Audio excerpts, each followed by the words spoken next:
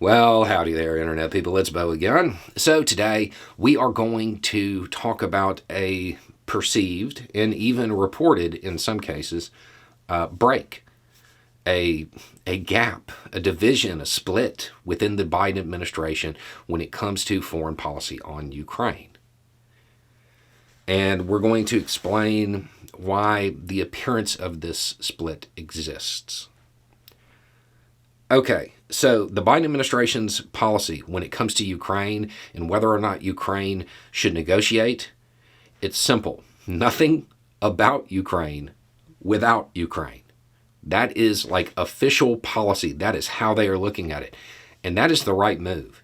And for once, when I'm saying that, I'm not just talking about the international poker game where everybody's cheating. Like morally, that's the right move. Those things rarely align in foreign policy, but this is the correct move. And all of the diplomats, everybody is behind this policy. And then there's General Milley, who a couple of times recently has stated that he thinks there's a political option on the table, that maybe it is time for Ukraine to negotiate.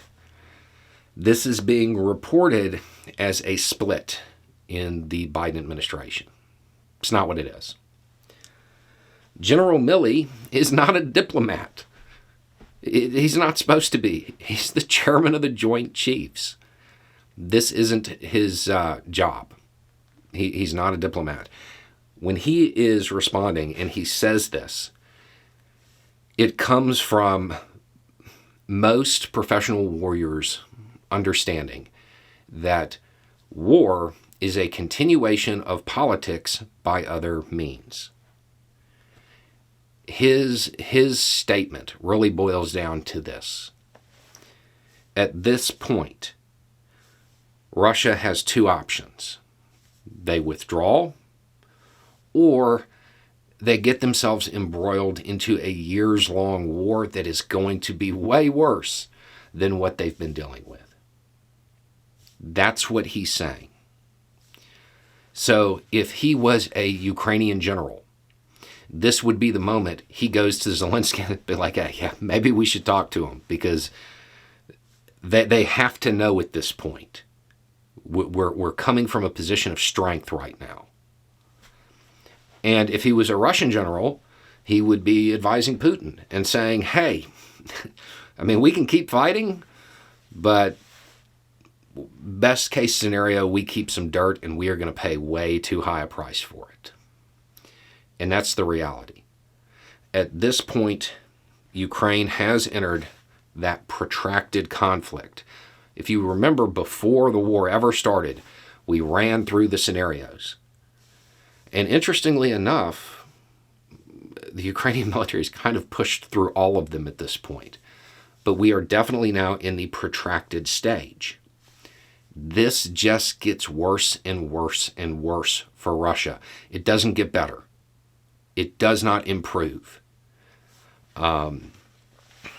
So that's where he is coming from. He's coming from the position of a military commander, looking at the assets on the ground, looking at the way the war has shaped up, and saying, hey, there might actually be a political option here. Not that he's in contact with Ukraine and telling them they need to negotiate. So that's a misreporting of what's being said. And I kind of think this is good faith. I think this is a good faith mistake, because when he's talking about it, I mean, he's like, yeah, there should definitely be a political option on the table right now. And the reason he's saying that is you don't have to be a military genius to look at that map and see how things are going to play out in the future.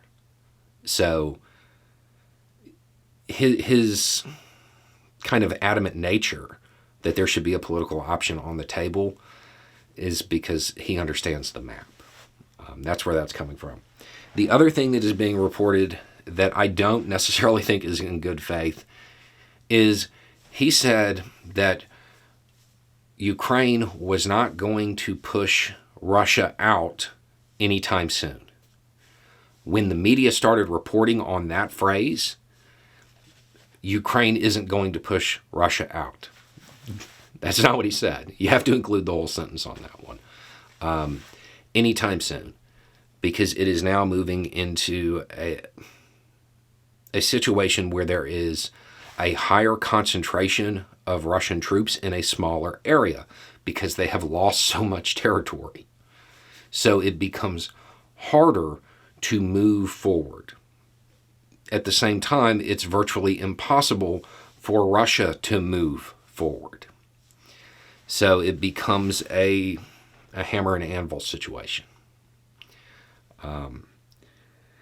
There are only so many times that the Russian military hammer can hit the Ukrainian anvil before the hammer breaks. And that's the situation. If Russia pursues this, it is going to be a long war now. And I don't see a high likelihood of Russia ever really winning. Milley, in the same conference where they pulled that quote from, he said that he gives Russia winning less than a 1% chance. But they pulled the quote that said, Ukraine can't push Russia out and cut it off there, rather than including the anytime soon part. Everybody needs to understand if this goes on, it's going to be a long war. Anyway, it's just a thought. Y'all have a good day.